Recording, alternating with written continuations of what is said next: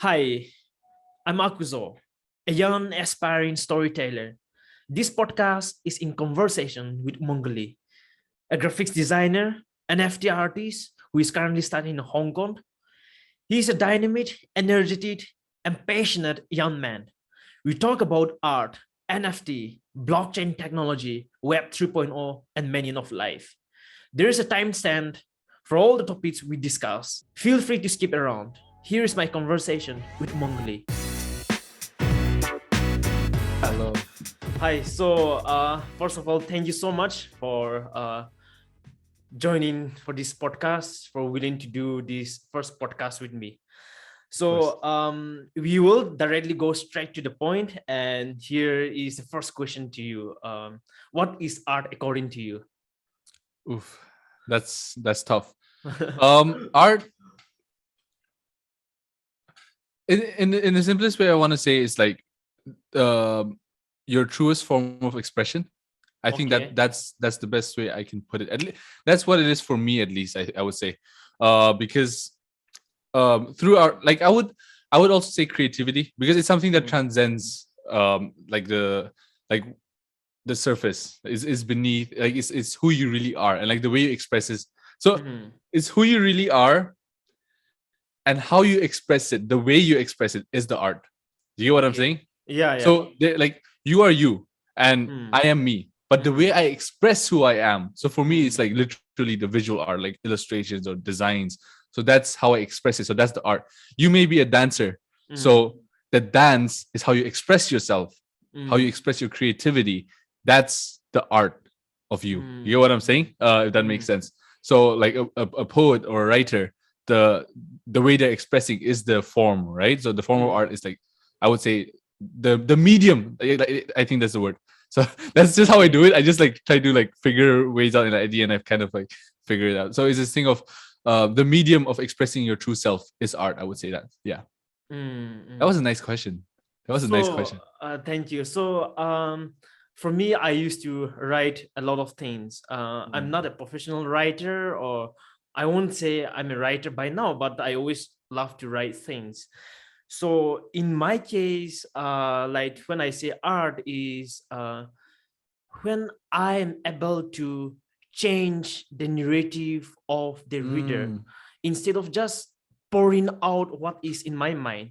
So when you say that art is an expression, so here when it comes to expressions, what does this exact expression means to you? Like, do you mean expressing what is there in your head, or expressing something value that can change the perspective of the person who is looking at your art, or using your art, or in whatever way like doing with your art? So Yeah, I think there are parts to this question. So, like I said, it's who you are, expressing who you really are, and that's how okay. you.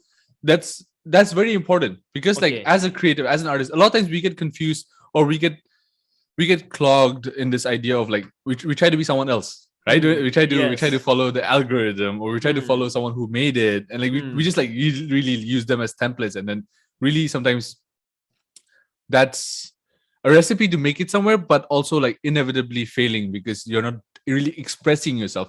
The moment you really go, okay, this is me, I want to do it the way I do it, you will Mm. find that one or two people who resonate with it.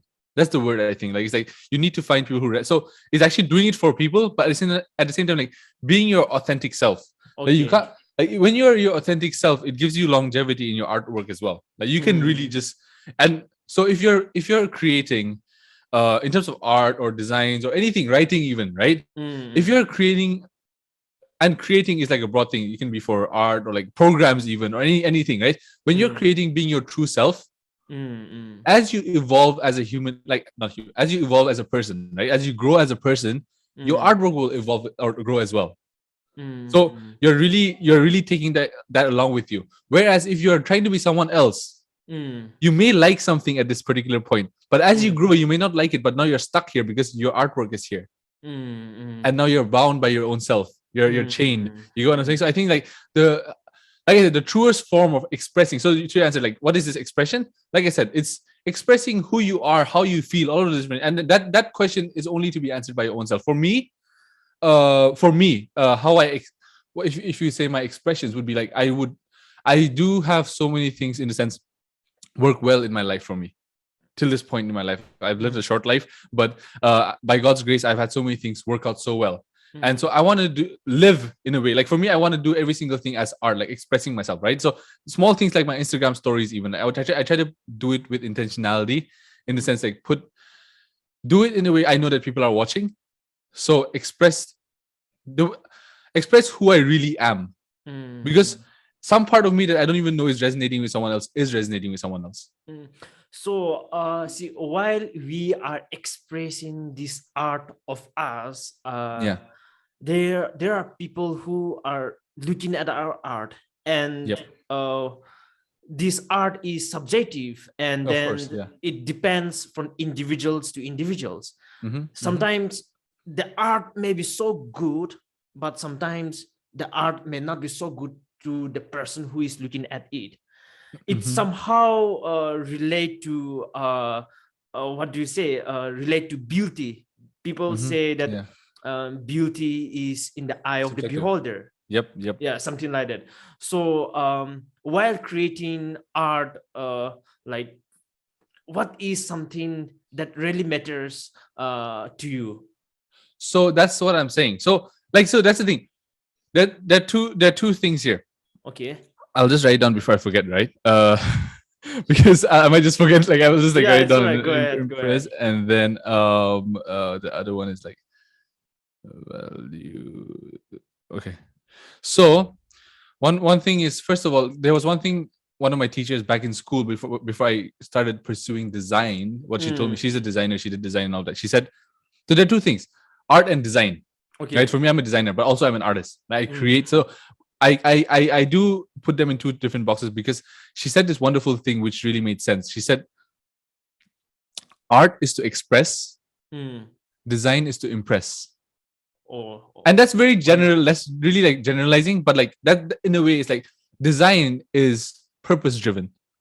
You want to solve a problem, right? So I'm creating a design, like let's say a design of a website or a logo. All of these need to have a function, need to have a functionality. These need to work. These need to get leads. These need to get sales. All of these things. So that's design, right? If I'm creating a social media post, the sole purpose of that social media post is to get you funneled into your website and then get sales. That's design. I'm designing for functionality. So I have an end goal of like, I need to get there. So I want to design accordingly. Whereas if it's art, if I want to express, I don't really care about who's seeing it. So that's don't you think, like, when we are creating this art, like, we express the inner us, the authenticity, right? So here, like in economies, or say in what to say, the new age humanist manifesto. The new age humanist manifesto is something like, what you feel like you want to do it, doesn't really matter whether people like it or not.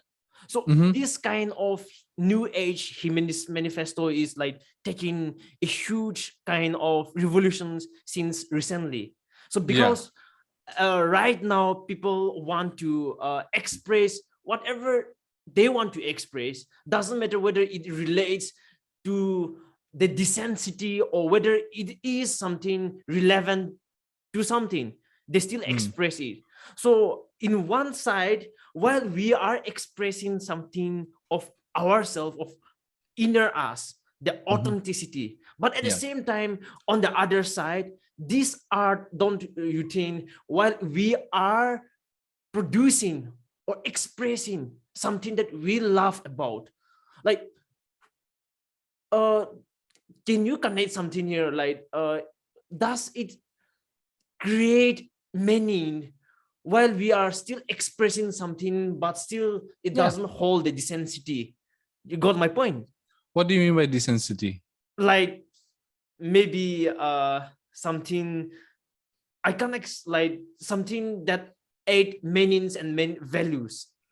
So like, okay, like the meaning behind the art, or like the symbolism, or like all of those things. So two things. Like, first of all, I want to take back when I say I don't care if when I'm creating art, I don't care who's seeing it. Of course I care who's seeing it, and I'm doing it for people. Like, so there is a level of that. But then the thing is, let's go to how. Let's try to tie it to music, Okay. right? And again, we can go into like the details of it and then find like counter arguments for whatever I'm saying, even, but on the surface level, right? Music sometimes. So you don't really like my favorite type of music may not be necessarily your favorite type of music. That's because we connect on different levels of like the certain lyric or like the moment, the 5-minute window. Like we may be in a bad mood and we hear a certain type of song and like you like it, you resonate with it, right? Yes. So and it really catches you in that moment. And like so if you heard one song when you're feeling sad the first time and you click with it, that's by chance. You may have heard that. What if you heard that song when you're having a good time? You may not relate to it as much and you will not listen to the song anymore. So it's one of those things where like that's the beauty of it as well. That's the beauty of art too, right? Like it's like everything works toward like that moment when you're having that interaction with that artwork, be it a poem, be it like anything. Like is that moment when you're connecting with. That's why it's so important to connect with art.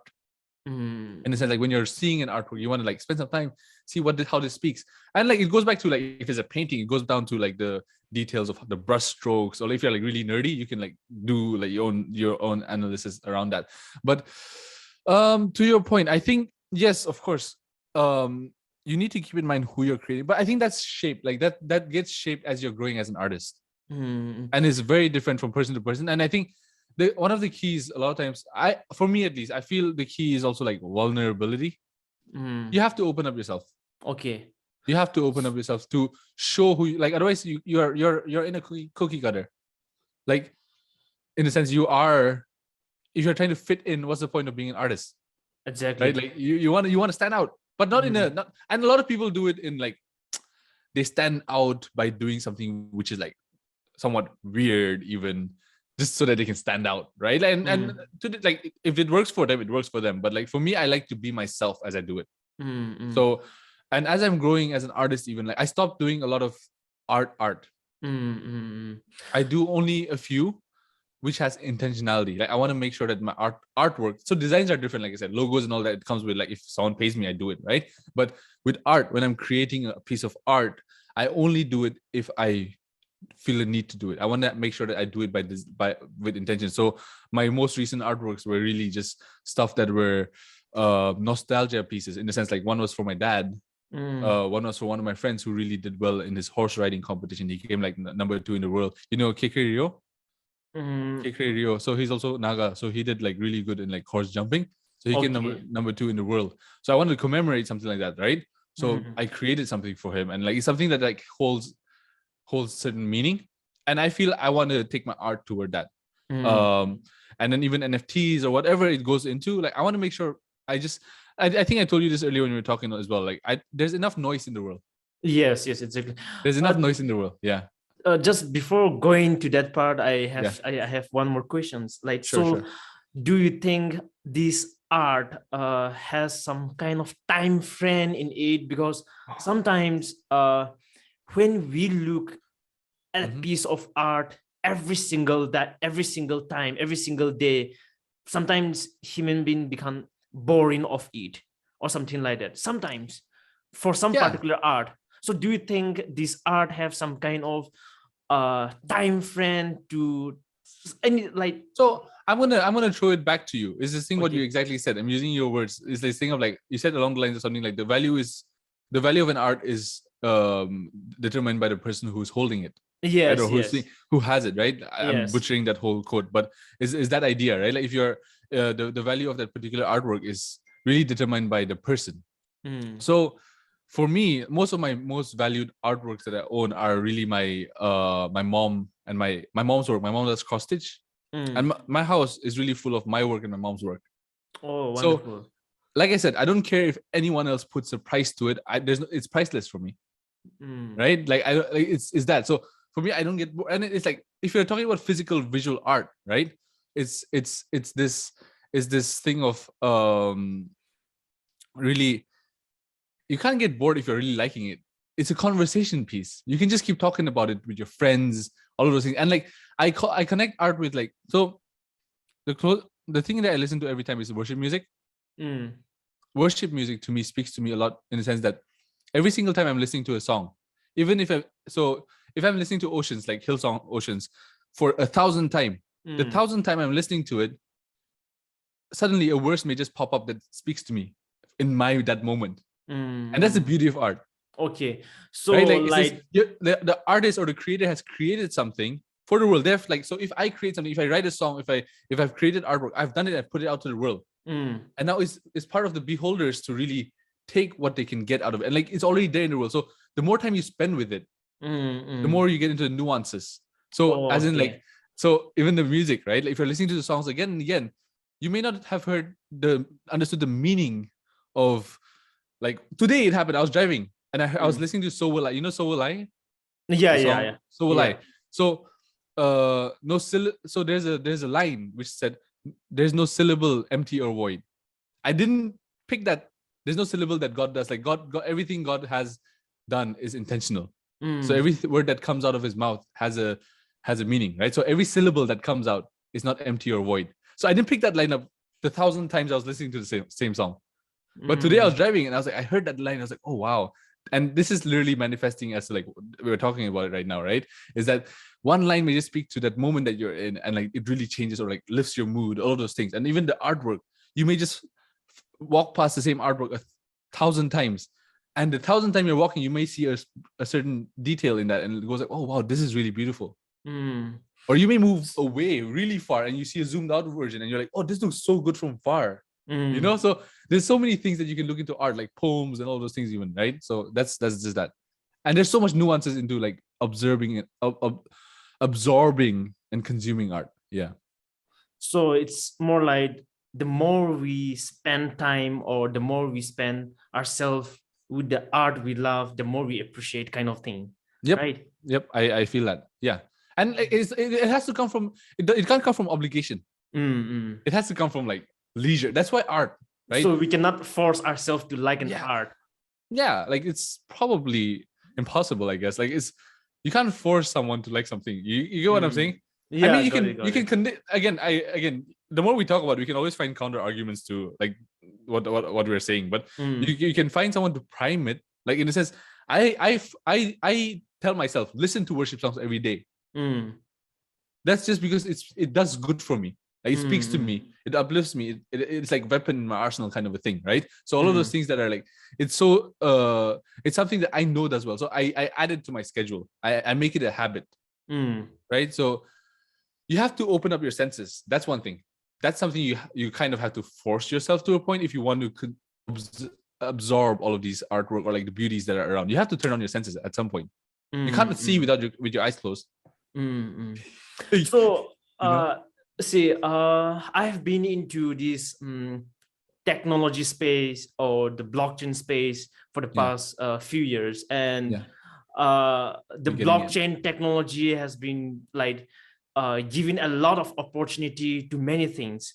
So if I would summarize how the technology or say the tech has evolved in the past few decades, it's like in 2000s, it's the tech companies. Like the 2000s we saw Amazon, Facebook, Google, or these big tech companies coming up in the 2000s, right? Yeah. And in 2010s, we saw the crypto, the Bitcoins, and then it's no more a company, but it's more of a protocol. So the Ethereum protocol, the Cardano protocols, or say these new protocols, right?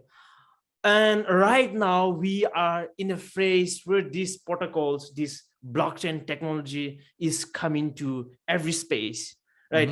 Be it infrastructure, be it transportations, be it hotels, be it food and supply chain, or be it music and be it art. And we have seen how NFT has been taking place, right? So how, like, what is your view on this the whole NFT things? So before you jump in, there's a little funny story.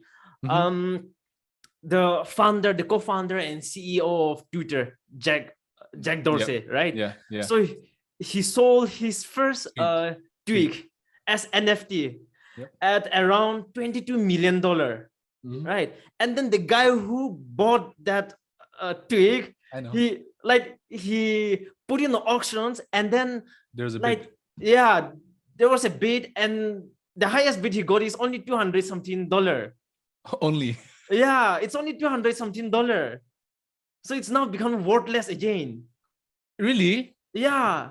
No, is that real? So Because I think that is real. It's real. You no, can check internet. the recent bid was more. Yeah, isn't it? he put online, and then he says that the owner of that NFT says that he will give half of the money for charity, but he got only $222 something.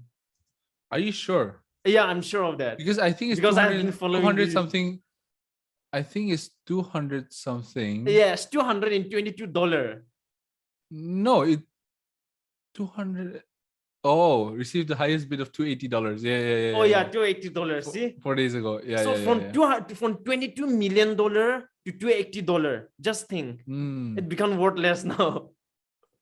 So what is your Makes sense. perspective, or what is your views on this, the whole NFT ideas? Makes sense.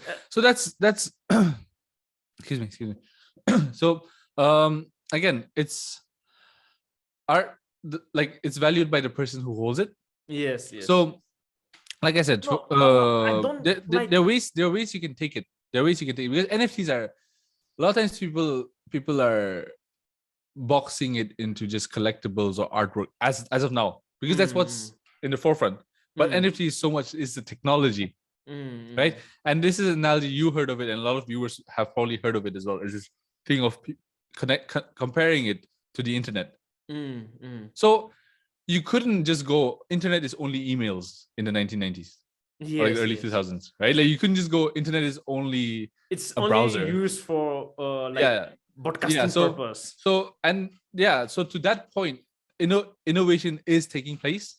So just what you see with the tweet as well, right? Just what you see with the tweet, even you're gonna see it with more things, because we are definitely in like a bull market right now, because everyone's like jumping in. There's so much money being dumped into this because of this hype and all of those things, right? That's where we need to be careful. We'll get to that part where we need to be careful.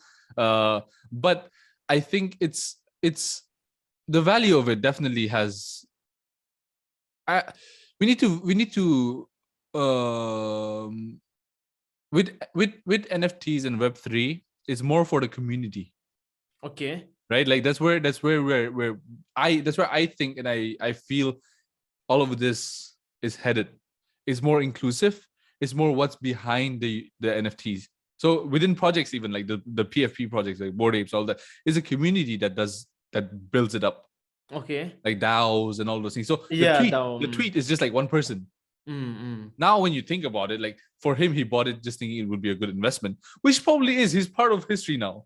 I literally just think about like the cultural value instead of just like the monetary value of it. Just holding it. So if you think of it in a collectible perspective, like it may just go up again, because it's about like who's willing to pay more. Someone may be born 20 years later who wants to buy it really much, like a lot, really much. I just butchered English, but so it's this thing of like the value is really more of, it's very hard to take your eye off of the monetary value. So according to you, who determines this value of NFTs, this art that is in the blockchain space, in the digital space? The holder and the buyers, definitely. Like that's like the surface level, like for sure, right? But how comes, like for me, like since I'm into this tech space, or mostly into economic space, like if people ask me who determine the value of the market, or who determine the value of a product or a service, it's not the person who provide it, or it's not the person who create it, but it's the market alone. So in our in my narrative, whatever we do, we say in this way, like never decide anything on your own. Let the market decide. Open it, like say throw it in the market, and let the market decide what the value it will hold. Right, something like that. I love how this ties to the art. What I said about the art as well. You just do it and put it out, and like let the world decide if it's good or not. Right. So it's beautiful how like it's like connecting, and I do know you did your homework in this. So very, very good. So like to your point, market. Like I said, it's in a way you framed it way better than I did. Like that's what I meant by community. Okay. Yes. Yes. right? Like that's what I meant by community. Like, so the Bored Ape value and all that. Like, so that's also like the market is also like what do you who comprises of the market for you? Uh, like the people who are using it, the people who Yes. are benefiting from it. So I'll just give you one example, the very funny example. For Yeah. example, take an example of Dogecoin, Yeah. Doge, Yeah. right? Yeah. Yeah. So if we see or we study the technology of Doge, it's nothing. It don't have any utility. It's just a hard fork of Bitcoin code, and it Yep. was like created on a lazy afternoon by one software engineer in Silicon Valley, like Yeah. just for fun, and it became a meme coin, right? Yeah. So Yeah. it don't have any utility. It don't have any. It cannot provide anything because it Yeah. doesn't have anything.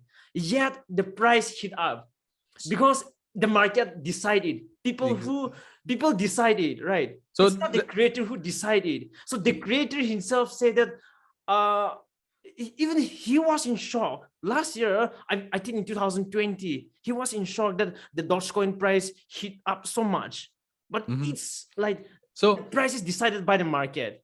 like I said, if you take it back to what I said at first to answer your question, I said who determines it? You framed it as market. I said Yes, who? yes. The people who buy and sell it.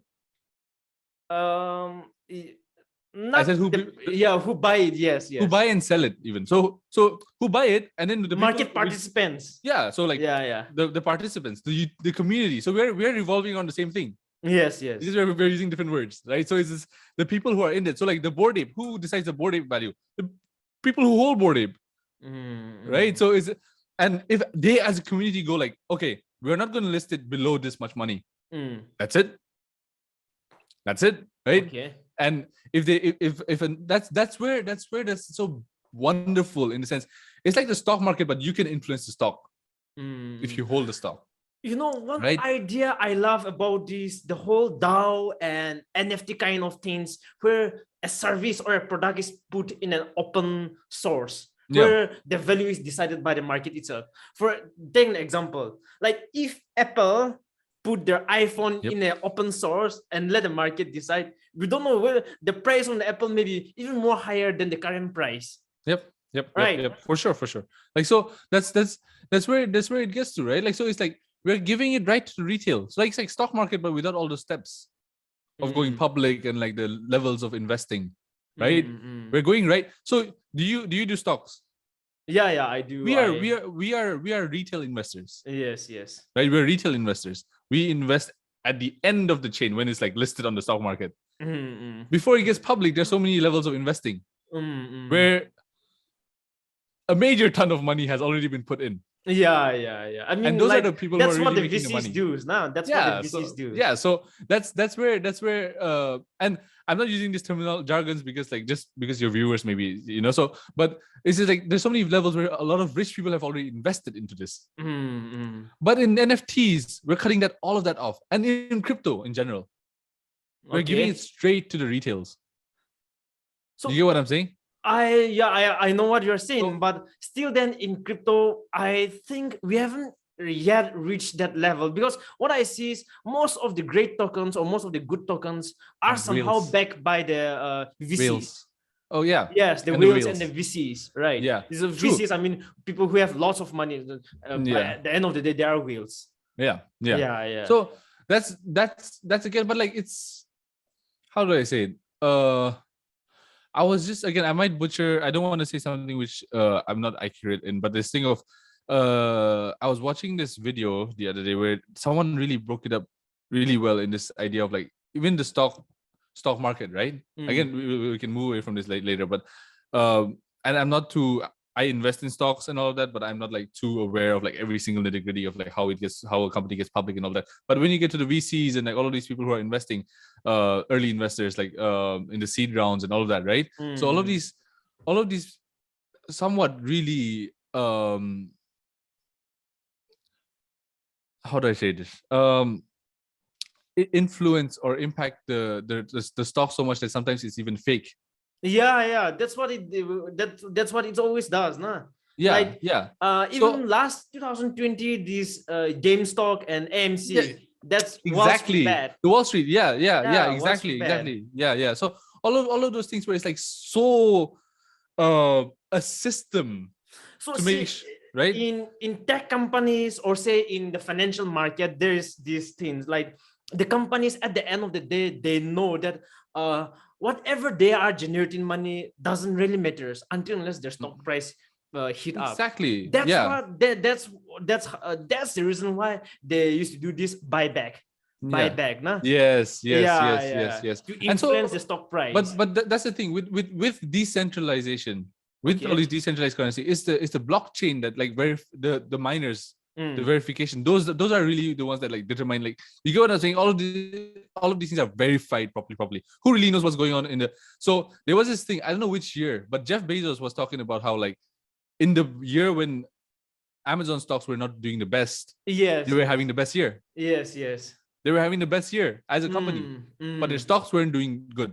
I You get saw what I'm that saying? email. Yes, I saw that the email Jeff Bezos wrote to all the Amazon employees. That Exactly, was right? in 2003, something like Early that. 2000s, early 2000s. Yeah, Yes, early yes, yes, yes, yes. 2000s. Yes, So, yes. so think about that. Mm. Whereas, so there's the certain level of discrepancy in how a thing is performing versus how much is valued. Whereas I think that discrepancy, there may be gaps in crypto, but I think that the level or the distance between those two are not as much in crypto because of the technology that's backed by it, which is blockchain verification of all the transactions, or verification of every single thing.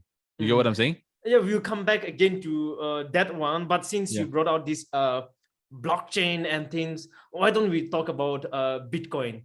Because whenever I heard the word Bitcoin, I would say this. Every day I thank God for Bitcoin. Yeah, every day I thank Are you God an early for investor? Bitcoin. I'm not an early investor, but yeah, I have been in like Bitcoins for some years now. So is that years? I mean, yeah, like more than 2 years. Huh? Yeah. So you did well. You did well already. So see, like when we talk about Bitcoin, the 9-page white paper, published by someone the world don't know. Satoshi. Like whoever Satoshi is right now, we don't need to know because it doesn't matter anymore. Exactly. Yeah, and that 9-page white paper, it always amazed me. Recently, I wrote an article about this, and when I talk about Bitcoins, I don't want to talk about its market value. I don't want to talk about whether the price of Bitcoin is going up or down. I want to talk about its philosophy. I want to talk about its fundamentals. Because if we don't get these fundamentals, if we don't get these principles, I don't think we are getting the wrong point of Bitcoin. See, I think that's sorry. Please go ahead. Yeah. So if we read the white paper of Bitcoin, it's just too amazing because it changed the view of every readers, and then it changed the view of the world just so automatically, right? And to your point is that, like, I think this is what we should have talked about earlier, because your viewers may be just thinking like we're talking about money, right? Because that's the wrong approach, I think, right? Yeah, it's not about money. I think we really, like, it makes sense for us to go that route, even because a lot of people think about that. Like, it's like and again, it's rightly so. Like, money is what drives everything, as if at least in our current world scenario, right? And like that's the thing, that because that impacts everything in our life. But I think, and I believe that, to your point, it's just beneath, like, it's so much beneath that surface level of just money, or like value. Because and that's the same, like I said, with NFTs and all of that, right? And I love how this is all, like, even I think, like, we're not even toward the end of the podcast, but like how even to this point everything is kind of connected, even from the art part. I love how you started, because it's that whole thing of like there's value beneath the surface. And everyone sees the surface all the time. Everyone sees the surface all the time. So like I said, it's just there's, and like you use the word the philosophy. Like, so there's like this like, of course there's a philosophical element to it, but it's just this thing of like, it's doing its job. It'll continue to do its job even more. right? Yeah, so that's the So reason, you know. and Yeah, like continue. the prices are really determined by how the world works. So it says, Mm, look at how it was in the Silk Road. In the Silk Road, it was used for all the illegal things. And all of a sudden, Bitcoin became this like whoa golden thing, right? More than gold, right? So it's so wonderful how it changes and how it, to God forbid, to like Jack Dorsey's tweet, it may just go back down. Yeah, So yeah. we need to understand, this is very important. We need to understand that everything is cyclical. Everything has a cycle. Yes, Right? everything. So we need to Even understand, like, it's so important to understand that. And if you, and this is a nice analogy I want to give, is this thing of like, if you, everything is cyclical, it's like a wheel, right? Everything has it's like a wheel. The more you get to the center, the lesser you're impacted when a wheel turns. all right. If you're on the edge of the wheel or on the surface, right? You're always going up and down, up and down. So when it's on top, you're good, but you have the chance you're going to come down again. Yeah, But the more you get to the center, which is the core, the values, all of those things, yes, right? The more stable you are. You get what I'm saying? You have to try your best to get to the center. And that's the exact thing we were talking about the whole time. You need to go beneath the surface. Think about the surface being the surface, right? Like you'll keep going. But the more you go beneath the surface, you get to the core of anything, art, even every single thing, crypto, NFTs, whatever. But the more you get to the surface, you're more strong. You have a strong foundation. You believe in it more. And there's more reason for you to do it more than just the surface level, which is the money. So that's what, you know, since I've been into this Bitcoin and blockchain space for some few years now, people used to ask me, what is Bitcoin? And before I even give them the answer, they expect me to give them the answer that suit their views, that it is something of the value, that I'm going to answer them about money. Yeah. Bitcoin is money. But for me, I don't know the answer. I don't know the definition of Bitcoins. Because for me, what I believe is to give the context or the content of what is Bitcoin. We need the knowledge of so many things. We need to answer what is Bitcoins from multidisciplinary domain. Like from mathematics to finance, from history to modern day civilizations, from geopolitics to social culture, and even from history. We have to understand history to understand Bitcoin. We need to understand economics to understand Bitcoin. We need to understand computer science, finance, mathematics, social culture, geopolitics, all these things. Only after we understand those things, we can understand Bitcoin. Right? That's the reason I always, whenever people ask me about what is Bitcoin, I don't give them the answer. I just want to sit with them and discuss about the history of our civilizations, the history of our money, the history of economy, and how this mathematics and finance work, how computer science work, and how the entire monetary system that we have right now, how it works, right? So before understanding these things, we cannot understand what is Bitcoin. Yeah, and to your point, but again, that's it's so much, like, again, I don't know when or at what part we'll get back to the NFTs part, but like that's how it's so wonderful how that's so different when it comes to NFTs. Because Bitcoin is not evolving. Excuse me? Bitcoin is not like really evolving. Okay. You get what I'm saying? Yeah. Bitcoin innovation. Is constant. Bitcoin it's constant. Like it's done. Like Satoshi. Satoshi is not working on it right now. Whereas Buterin is working on ETH 2, 3, 4. He's 23 years old. He's like going like crazy. He'll have like ETH. He's still making. He's still like he'll have like ETH 28 or something like 20 years later, right? You don't really know. Like proof of everything would just come in. That's differentiate what is Bitcoins and what is cryptocurrency. Yeah, that's differentiate Bitcoin from any other cryptocurrency. That's where, but like it's so important to understand that, because Bitcoin is it's like the blueprint. Yes. It's nice. It's very good to. So I think if you think about it, it's like Bitcoin could be, like you said, like a history class, which you need to know about, and which is very important. If you know about your history, you make sure it doesn't repeat itself. Right? That's very important. And to the same point is once you know that, you actually understand a lot of the altcoins as well, because it's definitely derived off of that, at least in its own degree, right? So like I said, so it's very, I don't know when you're moving to NFTs again in this conversation, but it's very different when it comes to NFTs because NFTs is like evolving, and Bitcoin is like done. Bitcoin is like, I won't say it's done. It's of course doing its thing in terms of like I said. Now is the point when you said the market is deciding, because now it's not like the company banai siya didi siya makan Hoy. ito mukhan right like it's like this never expiring product that we have. For Bitcoins, the protocol, the code is already written and it's immutable. Nothing can change it, and no one can counter it. No one can change it. It's like Mona Lisa. It's done. Yeah, it's done. Da Vinci has made it. Like and no one can ban it. No one can destroy it. If you really want to destroy Bitcoin, you have to destroy the earth. You have to destroy internet. You have to destroy electricity. You have to destroy life itself. It's something like that. Yep. Yeah, continue. No, that's I think we have circled around Bitcoin well. Why don't we talk more about crypto and altcoin? You know, one thing, sometimes when I think of the altcoin, right now there are more than 10,000 cryptocurrencies. And sometimes I think these altcoins are just greed. It's human greed. It's human desire to have more and more every time. Or the more we have, the more we want it.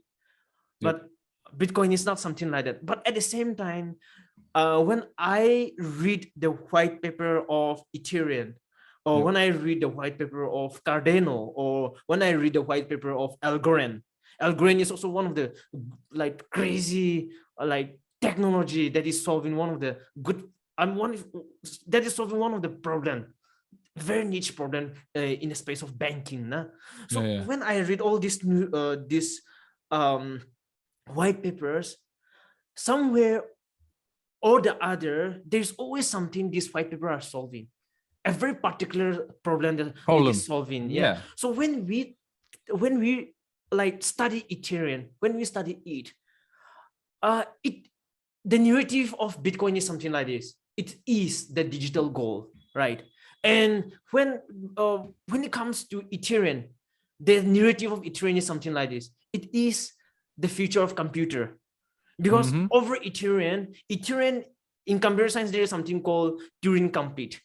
Like Turing complete. So if it is a Turing complete technology, that means even in the future, no matter how much advancement it becomes, it can still add that to the core technology. So Ethereum is that. So over the Ethereum blockchain, whatever we are developing can still be added.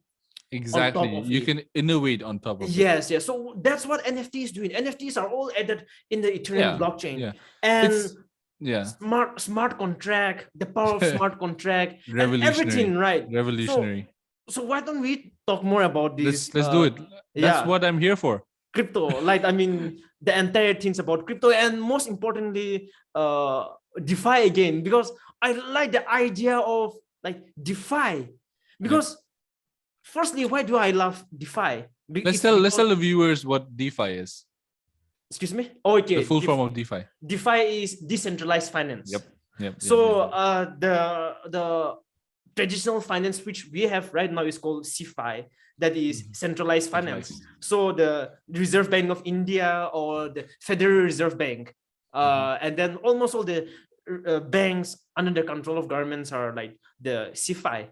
So they take decisions according to the that fit their ideas and fit their policies. But in the case of DeFi, it's not something like that.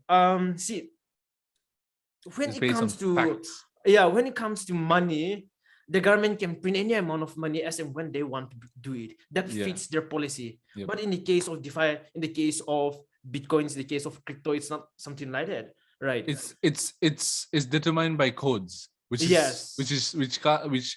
technically can't go wrong. Yes. Right? So that's where. So to the viewers again. So anything it's called. We need to understand what's fiat currency. Fiat currency is like US dollars, Indian rupees, anything Puisa right now is called fiat. So, anything which is supplied by the governments. And then centralized. One point I want to add there: fiat currency is something that is not backed by anything, or that is not backed to anything. It is just be printed. It is just a promise made by the government of any nations. let's go. Let's give let's give your viewers the idea of a note actually. Like Puisa, Okay. do you know what's actually the note? The note is actually a bond. So how did a note happen? So let's take out some. So this, right, 500 rupee note, right? Let's say, so here, how did this happen? Is this thing of earlier the value was gold, Yes, right? yes. Gold. So gold was literally so hard to carry around. Like it was so hard to just move around as like a value of exchange. Of course, coins can be there, but like people just own gold, right? But what people started doing was they started having contract, they started having bonds, or they started having like this. Let's using layman word. I won't go into the jargons or like this like different words, but people started like they started going to these notaries or like these like authorities to have like a contract or like a piece of note saying that I, Munguli Sangtam, own this much grams of gold. That was a piece of paper. Yes, yes. Okay. And so that could be used. So now if I give or this piece of paper, or let's forget about the Mungli Sangtam. This they go like, okay, this piece of paper represents 1 kilo of gold. Okay. So that's essentially how the note was started. You get what I'm saying? Yeah, got it. So this is actually like the government has given this, showing that this has a value. Like when I give you this, I get something of that much value back. Yeah, but right now, like that's exactly what is happening. Like until 1971, but now, that's what I'm saying. The history of it, right? Like yeah, the rough history. idea, like how the note started. Yeah, So because see, the history of money, like especially the US dollar, it started with saying that for every dollar printed, there is a gold reserve in US Federal Reserve Vault. Yes. But after 1971, because the US want to print more money, because their currency is a world reserve currency, they just want to print lots of money out of thin air, and they don't have gold anymore. But technically, before, they cannot print more money unless they bring in more gold. The proof of gold. Yes, there is no proof of gold, but because they want to print this money out of thin air, they stop this. That's inflation standard, and all of those things that like come in now, you know? Yeah. So like again, let's try to answer these questions. Like, what do you think money is? What is money according to you? Exchange of value. Exchange of value. So what? Yeah, I think for me, which I've been thinking about it more and more these days, about how growing up, and I'm not like the oldest person here. Like you're older than me, and like there are people like older who'll be watching. But like for me, growing up, I'm so glad my parents never valued money that much. Okay. In the sense, it's they had to work for it, definitely. Like it's like we didn't come from like my parents had to like for me, I'm privileged in the sense like my parents are doing well. But the thing is, my parents didn't come from there. Like they from rags, right? They just worked their way up. But the thing is, even then, mom and dad, my mother and father, they never budgeted. Okay. So in a way that can be a thing, but like for me, I'm just to answer your question to that point, is this thing of like, it was really for us, money was just a vehicle of like getting something. Tools. Yeah, it was literally like ito lobole ase puisa nai gole ito we'll get, so let's just work toward getting this. And it was more of like, we're not, the goal wasn't like 1 lakh at the end of the month. The goal was probably a bottle at the end of the month or something. So how do I get to the bottle is like I get that much money in to do it. Like so it was more of like, I think it's that was ingrained in me from a very young age of like, it was like money wasn't value, money was used and like they didn't tell me upfront, but like when I look back at it, when I think about it, especially with the crypto world right now, and when I really think of money as a value of exchange, I started realizing that too. It's like money in your account can't do anything. It's like, just a number. I mean, you can of course borrow against it and all of those different things, and like it's nice to have it like security and all that, but like it's what that can get you. Right? It's what they can get you. So one thing, when I think about this fiat money or the money which we are using today to buy or sell anything in the market, I feel like sometimes it angers me, like it makes me angry.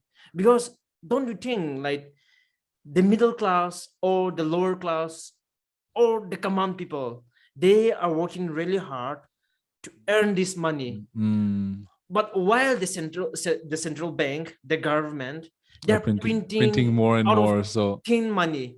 yeah, And while they're printing out of thin money, thin though air. the out of thin air, Yeah. though the circulating supply of money is increasing in the market, because it is increasing, the supply is increasing, the value get reduced. It's just a simple economic Basic theory, right? It's supply demand demand, supply supply. demand. Yeah. Yeah, so it's just a simple economic theory. So it just, The simplest. yeah, the money we simplest. are holding, Yeah. its value decreases. That's Right. I love how you're doing this. Now So, we're gonna take this back to crypto. Yes. yeah, again, see, again, and then see, that's when I realized The value. putting money in a saving account, in a fixed deposit in a bank, It's is the worst thing ever. The worst thing ever. Because the US dollar, the inflation of US dollar, it has 7% or something. Is it? no, yeah, it's like last quarter, I think it's reached 8.4 something. Oh yeah. But just think this for a moment, like the US dollar inflation rate is from 1913 till 2019, it was around 96%.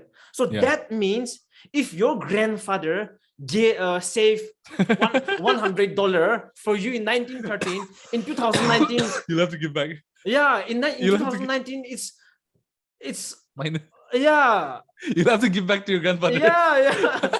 There's no value anymore. It's worthless. No, the note will be same, but it cannot buy you anything because the purchasing power is no more. That's the reason. No, you'll be in debt. Yeah, that's forget about breaking even or not being able to buy it. You'll have to give money from nowhere because exactly. Negative, that is what happening. And one thing which I always want to say this, I always want to say this to whoever I meet, like my statistic may be a little wrong. I won't be accurate because I don't have the data right now in front of me. So in South Korea, like more than 70% of their populations invest in stock market. Oof. Or invest in something. So and good. in US, in United States, it is more than 60% of their total population invest in something or the other. Well, that's also because of their whole and schemes and all that too, right? Yeah, and in the case of China, like currently between 25 to 30% of their population invest in something or the other. While in the case of India, in 2019, only 3% of Indian invest in stocks. Crazy. And like in the last 2 years, I'm sure it has increased a lot in the last 2 years because of all the pandemic and people are stuck at home and they were like all searching for alternative ways of earning money, right? I think it has increased a lot. But that's the reason why we need to bring this education about money to schools. Because in schools, I've never learned anything about money. Such a big conversation. So important. Yeah, not only schools, man. I think more of Nagas are going to be watching this. I think it's conversations. It's more of this. Like, forget schools. Like, literally forget schools. Because schools don't teach you a lot of important things anyway, right? Of course, we need to get there. But I think it's more of like even the grown-ups. Yeah. Right? Like, is this... Maybe schools are like perhaps too early even.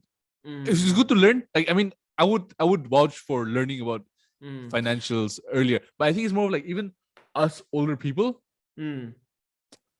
We need to start learning. Like a lot of us, like once you've graduated school, we just stop learning. For me, like, I'll be very honest. Like, I'm not from a rich background, and then I'm not rich, but the idea of money, the idea of this value, the idea of this productivity, the idea of this wealth always fascinate me because this is for sure that money doesn't equal wealth. Wealth is different. Money is different, right? That's the reason why we need to bring this idea of money, idea of wealth, idea of productivity to our people. I think. Yeah, I think that's what it's so misconstrued. Like it's this whole like. Do you remember what I said about like my family, right? Like my mom and dad, they didn't work for this much money in the account at the end of the month. They worked perhaps for like a goal of like something of actual value. Mm. So I think we need to target that to an extent. Is this thing of like, don't chase the numbers. You get what I'm saying? Like it's eventually, because every like again, it's my thing. Whatever I'm saying is not backed by any stats or everything, right? Like I think you're the stats person here, but I think it's more of like in the level of like pursuit. It's more of if you can pursue something of what you really want, and then like work toward it. Use the money, like use the money to get to there, and like so attaining money also, you'll find ways to attain it, keeping in mind your end goal. You get what I'm saying? Yes, got it. So one thing, I always want to say this to like any niggas or any niggas I usually meet, like patience is different, and money, I'd say patient and meaning is a little different. So patient as in like the time patient? No, patient, PASION. Oh, passion. Yeah, okay, patience. Okay. Yeah. So see, Mohan, like for us, so good. Yeah, of course it's different. Passion and money. So no, not money, I'm talking about meaning. Oh, meaning. Yeah, meaning in life. Let's do this. Yes. So see, all of us, especially the Northeast people, or even us the niggas, we love to play football, we love to play games, we love to play music, we love music, and we love art, and we love so many things. But at the end of the day, since our culture or our society or our civilization haven't revolved to that point yet, where our patience or our love for some things can generate us money. We are not living in US, or we are not living in London, where just creating music can generate lots of money for us. We haven't reached that point yet. But still then, to pursue what we love, to pursue what really matters to our heart, we need at least some level of cash, some level of some threshold of money in our bank or in ourselves. Like, because if we don't have that money, we won't be able to think of what we love to do, because all we will be thinking is the next meal, next month what I'm going to eat, next month what I have to do, so that I will be able to put food on my table. We always think of this instead of thinking what we love to do. That's the reason why I believe we need to bring this idea, the value of like money, all these things to our community, right? Yeah, and that's where like I said, it is very like vague, but that's what I said about like having an end goal. Like if you, and that's so important, like that's so important to like at least work towards something. Not, and that's the thing, a lot of people work toward the having food on the table, but that should be on the side, like if you have something more to look forward to.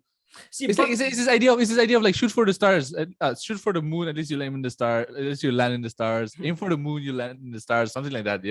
No, but in some case, for some people, they cannot actually think of what they love to do, because they don't have that luxury.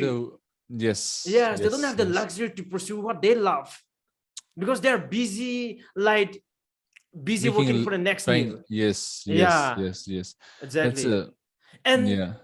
All these things is not their fault. I believe it's not their fault. It's the fault of the system. The system that run this world is designed in such a way that's where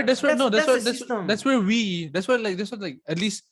And again, I'm not trying to give me like myself like a back massage. Like it's like this thing of like, at least I'm trying to do, and I want my friends and like people I'm close to trying to do, is like trying my best to kind of give an idea of like how things work, and how, see, I can only speak for myself. Like I haven't lived your life. Yes. I haven't lived someone else's life, but I had my own stuff, like whatever I grew up with and all of that. So, but what worked for me is what I can give out. And that's what I'm trying my best. Right? It's like gratitude and all of these things. And I think it works in its own level. Like to attain it, like of course it has its own degree of like working towards attaining it. Like everyone has their own stuff going on. But what I'm trying to say is, again, going back to, it's not just like an individual thing. To your point, it's a system. It's like us who's gonna really like these conversations like this are so important. Like I think it's more of like doing things as a collective, or like having these conversations, or like just having individual conversations with friends. And that's something we almost ended with last time when we talked once, right? So, So we can tie to that later. Yeah. Because of this system, all these things what we are discussing right now, because the system is designed in such a way, the idea of Bitcoin being decentralized, being distributed, where any people in around the world can participate in the world economy. They have the freedom to participate in this world economy, right? Yes. That's something that really fascinates me. And that's something, that technology, that's a story that nobody ever come out in the history of human civilizations. So Bitcoin, for me, it's not just a technology again. I'm bringing back this again because it's important. It's not just a technology, it's a story. It's a narrative, right? Let's use crypto in general. Crypto in general, because we can go to NFTs even at this point. It's this thing of like, I think we talked about this, and it's this idea of the participation part of it. Like, let's go back to the analogy of let's try keeping it in like the things that we already talked about. In a sense, like, let's go back to the analogy of NFTs being the internet, right? Okay. So when the internet first started, in a sense, like when people started participating in and think about it, when you put things into that perspective, it's you can't afford to not get in, right? Is this thing of like, if you wanted to participate in the internet when it was first starting, you had to be in the Silicon Valley. Yes. You had to be there. Like, you can't just be in Nagaland being like, oh, I can now be part of Apple or Google or Microsoft. Like, you have to be there, right? Yes. Or even social media, to a point. Like, to really gain out of it, you have to be in a certain kind of even circles, or like influencer circles, that you see how like Logan Paul is so well off, and like his friend circle is already doing so well because he's doing well. And you see all these like hype house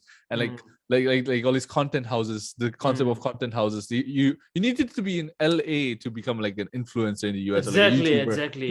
So all of this, even like this. So now for the viewers, we already have this idea, but like for the viewers, I'm trying to break it up into three parts, as in Web 1, Web 2, Web 3.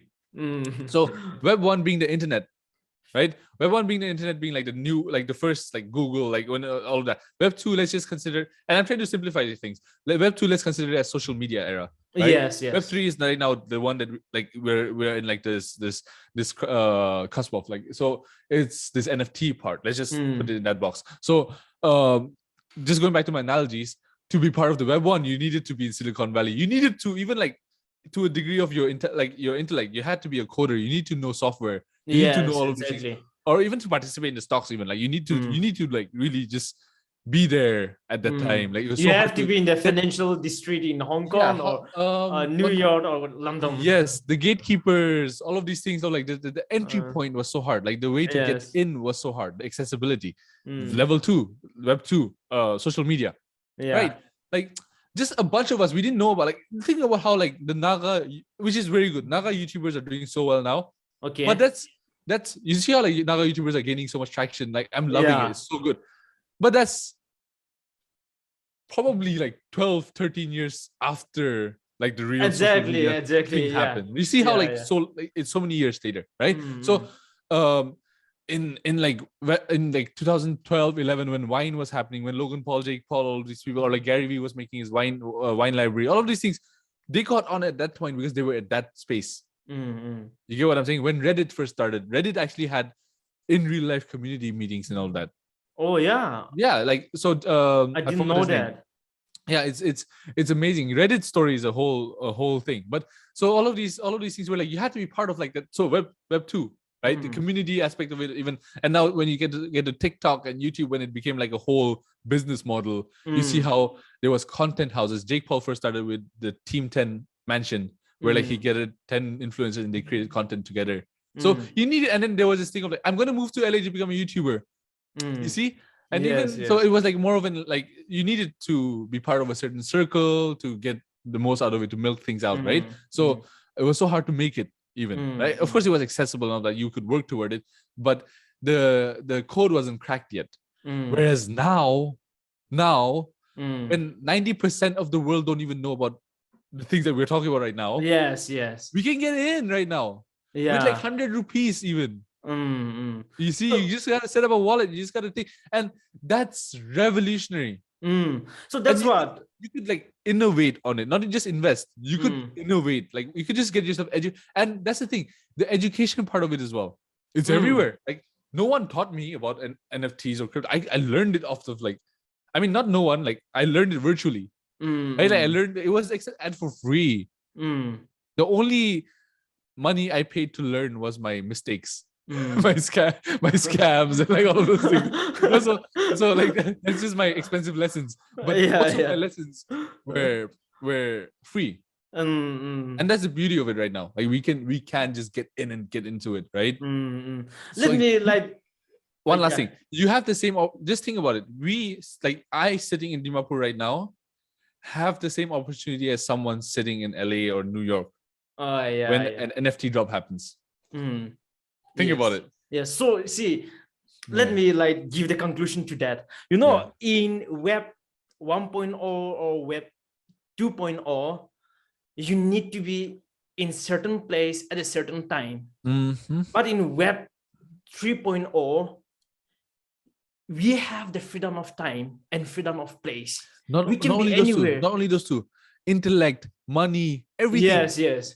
But right? that's the two main important thing. Yeah. Because when we can work anywhere we like to work and anytime we want to work, that's the freedom. That's the whole thing. That's the right. That's the whole thing. For our generation. Yeah. That's why, you know, one thing. Last year I met one influencer. He's a financial influencer, and he always like he's a big star. He have more than like millions of followers both on Instagram and YouTube. So I asked him like, why do you started, or why do you want to become an influencer, or what is your reason why you are doing this, right? And he said this to me, you know, I cannot code. I don't know how to code. So I cannot build a company. I cannot build a platform. But if history is on our side, we are living the best time to be human again. Because even if you cannot build anything, just by talking to people, you can create an empire out of it. And he said this one last thing again. I believe in the next 4 or 5 years, everybody is going to be a creator and everybody is going to be an investor. People are going to be, more and more people are going to be a creator. And like creating in the sense, creating content, creating art, creating writing. I mean, any type of creations. People are going to create more art. People are going to create more writings. People are going to create more poems, right? And people are going to invest more, right? That's the reason that hit him, and that's actually hit me at the same time. So that's really wonderful. That is Web 3.0, the opportunity, the things that Web 3.0 offered to us, nah? And it's amazing. It opens up just not even like, and it's this thing of like, we have seen like, now the thing is history is also more open, more documented. Like so in Web 1, like who knows, someone in Asia probably had come up with the internet but didn't really make it.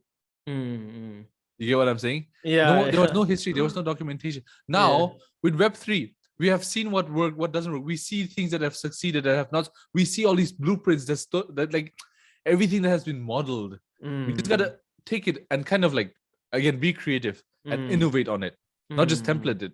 And that's one thing I want to like, I think we talked about this earlier as well, but like this thing of like, not just templating, not just like taking a template, right? Like it's this thing of like, people have seen, can I talk about it?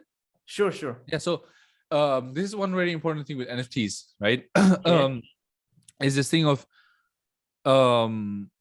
with social media, again, with NFTs, the reason why most of the NFT projects now, like at this month of the year, it's not really working, like the template NFTs are not working, because they have taken templates, they have seen what has worked, they have like really literally copy pasted the codes, the website, the roadmap, every single thing, and they just like put it in. They just change the words, and like it's the same thing. It's the same thing. But in but that's what we have been programmed to do in Web 2. Web 2 was so algorithm based. Yes. Right? It's so algorithm. Everything was, and just that's going back to again so many things that we talked about. This is such a lovely conversation because we covered everything that I'm going to talk about right now. It's this thing of like creativity too, right? With with Web 2, we were so, like I said, we're following the algorithm so much. We're restricted or confined. So it's this thing of like and in a way that has made things easy for people who can just copy paste even, right? It's this thing of like they see Gary Vee do it, just literally what Gary Vee is doing, just copy it and do it. And like you see so many Gary Vees, you see so many people who talk like him, make exact same content like him, and so all of those things. You see so many like TikTok people even like say they can just see a TikTok dance happening and they copy it and just do it. Like so, it's the thing of like they see what's working, they just apply it, and that has worked. That has worked so well in Web 2 because the algorithm is the judge for that. Because yes. in Web 2, followers, likes, you get all of those things. Yeah. So what is that given by? That's given by the algorithm? Like it's the users, right? The data. And the data, and also it's the algorithm, like in the sense like yes. we are the algorithm is capturing it. Yeah. So, but whereas in Web 3, we are going back to the consumers. We're going back to like we are really connecting with the people. Directly with the people. Like connecting. That's why community is important. So I can't really take what Bored Ape did and then do it here because Bored Ape has already done it. Like it's so beautiful, and I love this so much because we can really start creating, and humans are made to create. We can start thinking on this. Yeah. Like I'm connecting again here. In Web 2.0, it's the algorithm. It's the age of data. Because the data tell you everything. The data tell you do what you should which not do. region we have to go, or like it's exactly tell you what to do and what not to do. It's the data. It's the data. But in Web 3.0, it's mostly about creativity or connecting our inner self directly with the person. Exactly. So that's where I'm getting to. Like it's this thing of like in Web 2, as good as it was, it chained creativity. You had to box, and I hate boxing people in, right? We had to box ourselves into like, regardless of how good of an art I created, I felt like, oh, this is the best art I've done. I go like, will this get likes? Right? Like, got it. Like, so you go like, oh, I have this wonderful thing that I've poured my soul into, but then this may not, like my previous post got 1,000 likes. I might just get 200 here. I don't know if, but in Web 3, let's say NFT, you create an NFT. You don't care about what 100 people think. You think about that one person who bought it for 1 ETH. Yeah. That's done. Yeah. Right? If you connected with that one person, and I love this conversation, and I thank God for this in the sense it's going full circle. Yeah. To that first thing we talked about, the art. I'm creating what I want to create, and the value is decided by the beholder, like the person who owns again it's coming back to our like it's part of the discussion, like, regardless of if like anyone else likes it. Like it's like the thing that I talk about my mom's artwork and my and me, that is priceless to me. You get what I'm saying? And like I would pay anything to get that or keep that, right? So I think that's the thing. And like and that's going back to just the art part, but like in Web 3, people are, you can see it so clearly, people are rewarding creativity. Staking, it's like random things that's coming out and like, oh wow, this is cool, this is cool, right? And that's where you can't like, and we have been taught or like primed or prepared in a way in Web 2 to do fast, to get on like quickly to the trend. Like if the trend just stays for like a TikTok dance stays for 2 weeks and done. TikTok like the real sound stays for 2 weeks and you can't use it anymore because it's out of date, So all those things. But and with that mindset, when you're getting into NFTs, you may get that early. Of course, if you see NFT projects just like hype and then like get a lot of money and disappear, that's where like the quick money can be done. But if you're creating, you're innovating, you want delayed gratification, you want to actually build something solid, you have to spend that time to innovate, to educate yourself, to create. And that's what I'm doing as an artist, as a creator. The person who definitely is going to participate in Web3, I Mm. want every single time I'm doing anything in Web3, be it logging into MetaMask, buying an NFT, talking in Discord, all of these things, right? Mm. Every single thing I'm intentionally absorbing and diverting it into like anything I'm doing. I have 4 or 5 projects in my head already.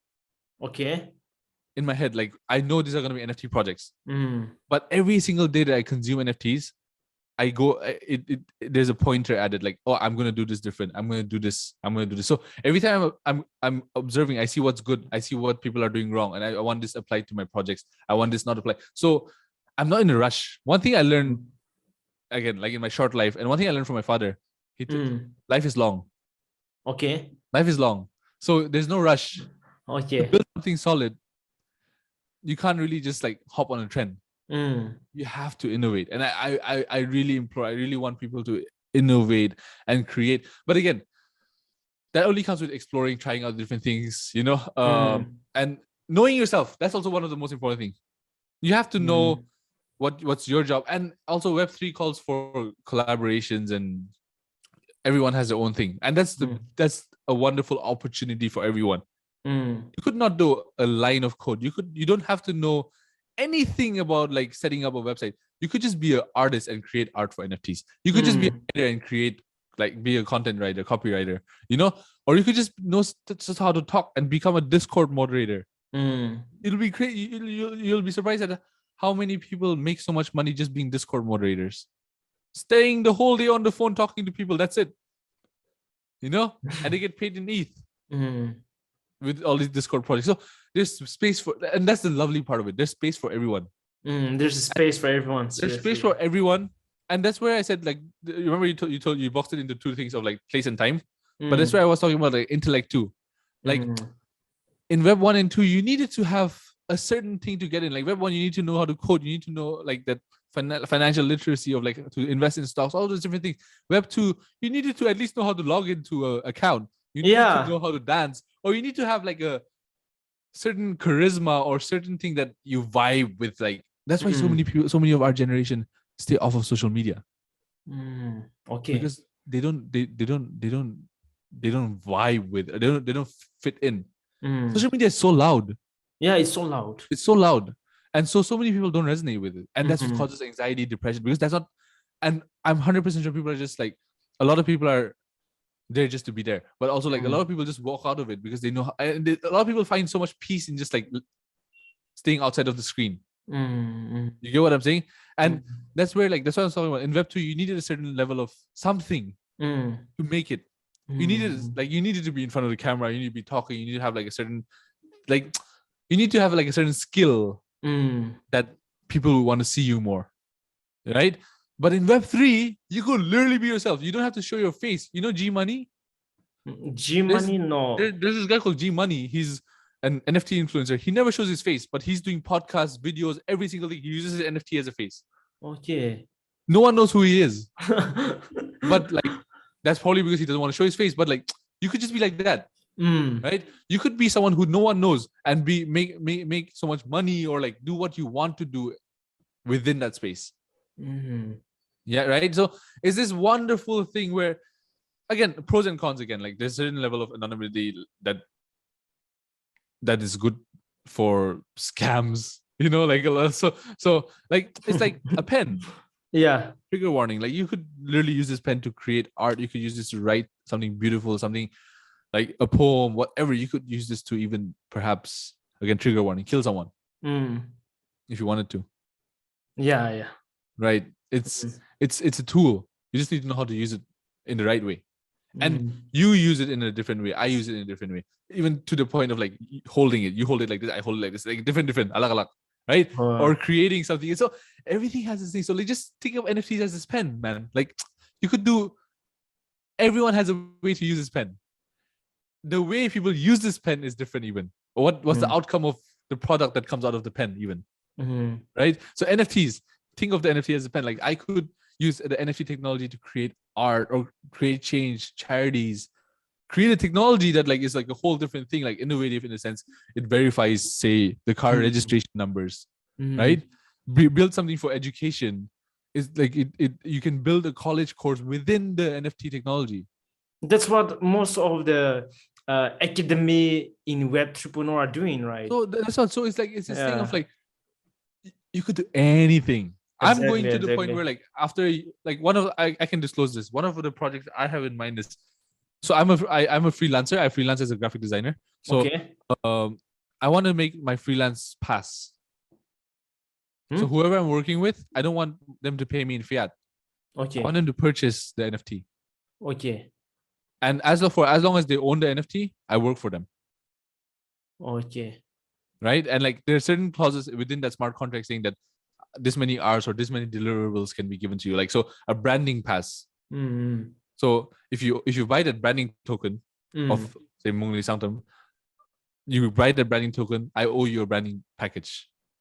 Mm. Within that, I give you a logo, I give you a template of like social media, I give you fonts, I give you colors, I give you, and we have say 3 different meetings within that three. I call it discovery sessions where we learn, we learn about the Oh, company and we that's create together. wonderful. All of those things that can be done within that smart contract. And Mm. by virtue of you buying that like buying that NFT, I owe you those things within this much span of time. Mm. And you check that off as I'm giving it to you.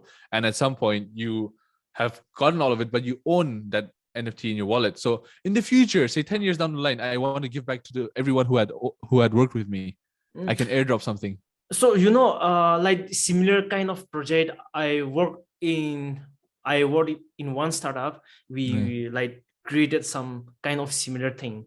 So what Yeah. we do is people will deposit cryptos. People will deposit asset. In Okay. return, we'll give them NFT, because Okay. NFT have a unique ID, and NFTs are non-fungible, which means there can never be 2 copies of the You same can't thing. replace irreplaceable. Yeah, it's replaceable. So we give them NFT, and according to the timestamp of how long they They're put their holding it. money, yes, they put their money in the protocols. The protocol rewarded according to the time frame they hold that NFT. Mm, Yeah, something like that. yeah. Yeah. That's So that's the thing. It's so vast. It's an open field, man. it's an ocean. Like you could do whatever. You ocean, whatever. Like Yeah. Mars, what like you could do whatever you want to do within that, you know? So Mm-hmm. and we're so early. And I want to say this one thing as well. Like it's this thing of no one has made it. Everyone's still no one has made it. Yeah, So yeah. so Everyone is still in pursuing. the say in stocks or investing, we have like Warren Buffett, who has like technically made it. Like he's old, he's there, he has made Yeah. billions of dollars. You know, you have all these people who have like really made it, and you Mm. could kind of follow the template. You could see like how they're doing. You know, a lot of people follow his thing of like not investing in different things, but like really investing in like say 10 or 20 things that you really believe in, and like Value invest a lot. stocks. Yeah, Yes. so all of the value stock exactly. So Mm. so uh you can have templates like that. So what but in NFT world or in crypto in general, like the person who has probably made tons of money or Mm. is making or is the richest person in crypto perhaps is still learning, Yeah, it's they still in the are. way, it's still making mistakes, Mm. right? The more money you make, the more money you probably can lose to scams Mm. or whatever, right? So it's just everyone's still learning, everyone's still in the way, and that in a way gives me peace that we are on the same level playing field, Yeah, even in right? DeFi space, And because I do research on DeFi, yeah, even on DeFi space, every company or say every people who are building the new DeFi protocols, they're still learning. They don't have anything to refer.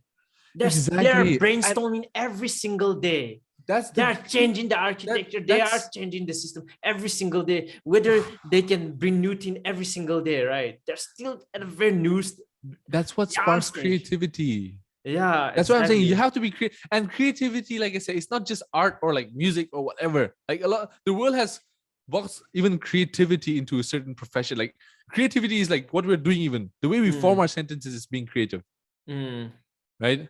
I could like just change the way I say I like food or like something mm, like that, or like the way I could just find a more poetic way of saying I like food, right? So mm. like just change synonyms and all that. So it's just that's creativity. So just that's a fine way of like even coding. Like I know how you know you probably know how to code. Yeah, I'm a computer science student. Of course you know how to code. So like, you know, there's so many ways to code like one website. You can just code it in different ways, right? The way the code lines are done and all that. So like the way, there's so many different ways you can really code even. Exactly. Right? So in that sense, you can be creative in that. Like I know friends who are particular about the way even the code looks. Right? Like this is just the back. They don't care about the front end. They just like, oh, the back end. Oh, this feels like someone who knows how to like photo. Like an artist. Like for me, as a graphic designer, I go to Photoshop, and if I see someone's file and I see their Photoshop layers being a mess, I go like, amateur. But if they really do, if they really like layer it well, organize it, name their layers, I go like, wow, this guy is very organized. He probably has been doing this because one of the best design hygiene things is to name your layers, like because, you know. So it's one of those things where like there's nuances that you can be creative and all that. So like you know, one thing, the same thing happened in like the way we code during our college days, right? Sometimes like we don't connect the data well, or we mess up with the syntax, the things and all, right? So it looks messy. Even though the code is working, the syntax and the structure, the backend, it's like it's connected so bad, so messy, na? It looks like any milai ke na banai di siya. Whereas like sometimes if it's well done, you know that someone who knew how to do it did it. Exactly. Yeah. So it's that. So like creativity in that aspect even, right? Like, but it's this wonderful thing, like in a way that we are in the same, like we're innovating, we're in the same boat as Gary Vee, we're in the same boat as like Mark Cuban, all of these people who are still innovating. It's freaking crazy, right? And in a way that like you can really like think about how many people who had ideas of the current social media, but then just because they were in a certain country, they couldn't pitch it to the right deck. They couldn't pitch they couldn't pitch their deck to the right investor. All those things, right? Think about the TikToks that probably happened, came up in like Philippines, or that came up in like say somewhere, you know. So like people may just be innovating and then no eyes see it.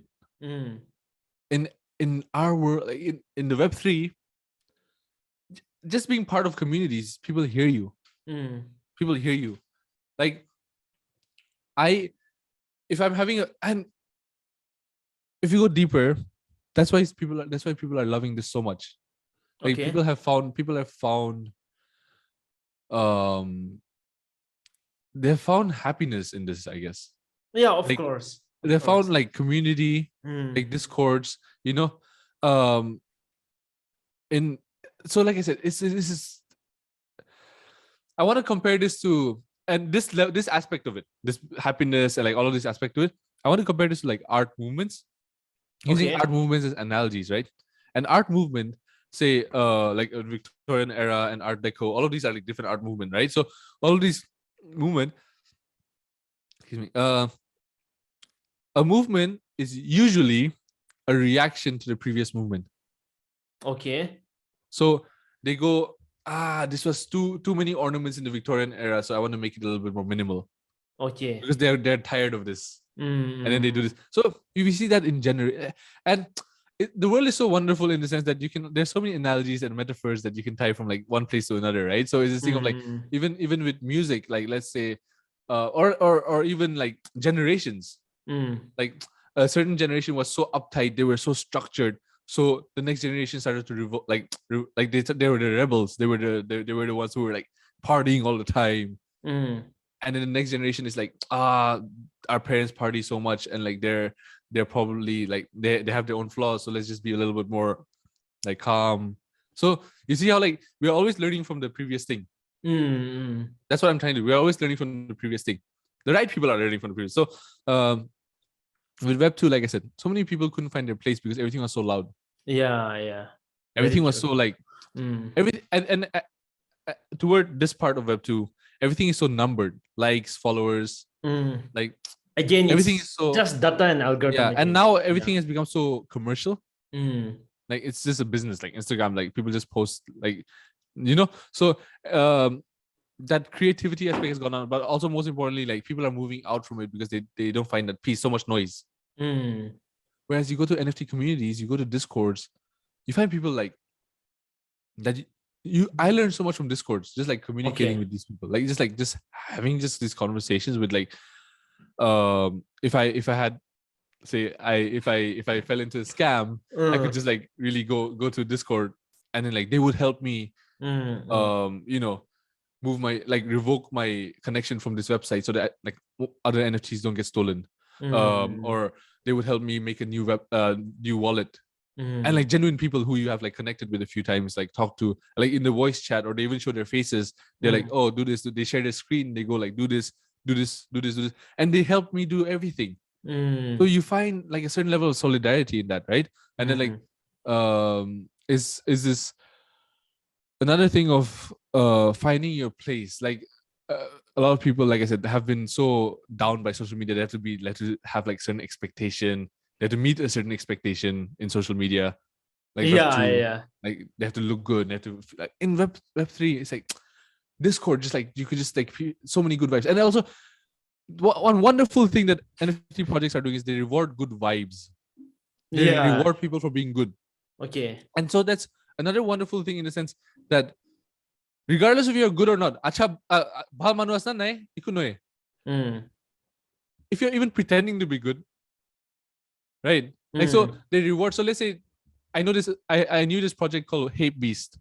Okay. Hape Beast. Hape HAPE. Okay. So it was like this very high project. Like it had like tons of like Discord members, and they give out whitelist. You know what's whitelist? Whitelist is like, so for the viewers, whitelist is like a list of people who can get access to the NFTs before the public. Got it. Right. So they were giving out whitelist spots to people who were giving good vibes or helping others.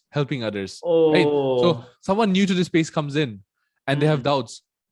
There are people who are seasoned. They are helping out. They're like, set this up, do this. They're helping people, like doing good things, like talking to people, like genuinely, like so. Regardless of outside of the Discord, they're a good person or not. In the Discord, at least they're doing good. So the good is spreading. Yeah. So the good is getting rewarded. Yeah, and because that's being incentivized, right? Yes. There's so much positivity in them. I'm telling you. And so much energy. And there's like, for me, it's like a wonderful revelation that's happening to me in the sense. There's something about having your skin in the game. Especially your skin in the game, like putting your money in a thing, right? Like let's say you've invested your money in like Reliance stock. Okay. You've kept it. That's it. You can't do anything. Like you can't talk to Ambani being like, Ambani, you do like you can't like, you can't do that, right? Yeah, whereas in a NFT project, say I have invested in like one project, right? Okay. Let's say like Meta Relics or something. I've invested in Meta Relics, and within the community, if we are being helpful to new people, someone may just buy the floor. Floor is like the cheapest NFT. So if I want to get into a community, because all the vibe is so good, and you know that the holders of this get certain perk, they get into a tighter community. People are willing to pay for that. You know, and like, and you being good, you spending more time in that, you're growing in like the certain level of brotherhood, friendship. You're just like growing together. But as more people come in, they feel home in that. And in a sense, so you're getting paid for it. In the sense you're also getting your stock up. You're working to maintain your NFT value. But just by being good. Yes. Right. And so when you're doing that beautiful, like you're just having this wonderful time, like talking to people, helping people. There's a level of community, and that's so important. That's why I was saying the community means the world. Like Bored Ape. Why do you want to get into Bored Ape? Because they can be in the same community as Eminem or Stephen Curry or Neymar, or like, you know, they're in the same level perhaps. So in that community, if they decide we're gonna have a yacht party, and you get access to it, you get to meet these people. But forget about the celebrities for 1 second. Just think about like the project that you like I said, like think about the person that perhaps I meet, if I like I said, the person who was helping me out in case I got scammed and all of that. He helped me out so much, and like I want to meet him, and like we have like an in real life meeting, and I meet him, like, and we have been talking for months and years perhaps at that point, and we meet this wonderful, I don't know, there's a connection already, right? And this is like this burst of positivity, and I think it's doing something in the world. Like people are finding home in communities like that, and they haven't found I'm pretty sure in like, and they're building, like people are investing together, man. Like people are literally invest, like they don't know their faces. They don't know. Excuse me. Like today, I was on a Discord call a while ago before I joined this. Okay. There were 3 people planning to buy an NFT together. They just met because they were part of the community. They knew that they could trust each other. They were like, one thing is in Web 3.0 or say in blockchain, we don't need to trust anybody. Like there's no trust required. It's trustless and permissionless, right? Because that's the whole philosophy of blockchain. Yeah, it's trustless and it's permissionless. You don't have to take anyone's permission to join it. What in the bank or in the centralized institutions, the gatekeepers you're talking about. Yeah, we need certain permissions, and we need to meet certain criteria to access to something we want to. But in the case of blockchain and in the case of Web 3.0, it's trustless. We don't have to trust anybody, and it's permissionless. We don't have to take permission from anybody to get benefit from it. Exactly. And like to that point, like I said, I think it's a lot of people, like I said, has been on the surface in this thing of like just the money, the value, the money. Of course, people are getting in for that. Like I got in thinking I'll make some money and then do it, right? And to be fair, there are places, there are NFT projects that have made money, there are places that have lost money, perhaps like scams and all that even. But is this I consider it as investing in myself in the sense like I'm learning so much. Like I think that, like I said, money is just, and this like, I want to say this in the most I don't know. I understand, like I come, like I said, money, of course, and with NFTs even, right? Like don't get in if you can't afford to lose that money. That's so important. Like it's, and that in a way can be the gatekeeping, but you can definitely take part in that community. You don't have to hold a certain NFT to be part of the community. You can just I know people that I've met in all these discords that don't hold NFTs, but they feel like family because and they themselves say that they don't have the financial thing to get in, but once they are saving up to buy into this, Okay. And so that feels like they're working toward this. Like it's really and I think that is something that no amount of money can buy. Yeah. How much of money we're talking about, right? After like discussing all these things, after having to know all these things, I mean, we are actually living in the best time of human history. It's the best time to be human. Because of course, I do understand, I do know that there are wars happening, and there are conflict happening, there are like crises happening, but still at the same time, the world we live in right now, it offers so much opportunity to any people anywhere in the world. During the Romance time, the people, the commoners or the people don't have this opportunity, don't have these things. Forget about even the Romans time. Like, think about our parents' generation, Yeah, exactly. Like, think about our parents. Like, I keep thinking about that. Like, think about how many creative people were there in our parents' generation. Like, even Nagaland. Exactly. But they just couldn't pursue it because they couldn't, or they didn't even know that about themselves because they couldn't even explore it, right? You know, one thing, what I always like to say is, of course, I do understand that us, the Negas, we are still yet to reach that point where we can say we are developed or we are well-civilized society. We haven't reached that point. But still, then I want to say this to everyone. Our story is still young. Our story is still young, of course. Just think. We get to know about the modern world, or we get to know the people from other side of the world just some 100 years ago, or even less than 100 years ago, right? When did the British came to Naga Hill? It's only like after 1913, something like that. So it's only like some 100 years ago. Think of the Roman civilizations. Think of the like Western Europe or those advanced countries. They have been building their civilization for thousands of years. But we are still young. So of course we haven't reached that point yet, but we will reach there. And to be sincere, we are going at a very fast speed because Oh, of all this technology everyone is. available. Everyone Yeah, is. Everyone's going lightning speed. yeah, And we are going this is at a what I very tell. fast speed. This is what I tell people. It's like, don't wait, because if you get in today, Mm, and 1 week later, even there will be so much innovation already. exactly, But exactly. again, it's this thing of like, not just, don't FOMO in, don't do the money part. Like, don't get in with the Yeah. money. Mm. Education part I'm talking about. The Education part, learning, yes, right? yes. Is so important to a fault sometimes, because you have to always like keep yourself updated, which is like sometimes very overwhelming sometimes. Mm, But that's also one of the things where you need to know what you're passionate in. Like, again, this is not for everyone, but it will get to a point where NFTs are for everyone. It will tie yes, itself in. yes. Like, it's like saying like internet. The Mm, internet wasn't for everyone, but it became for everyone.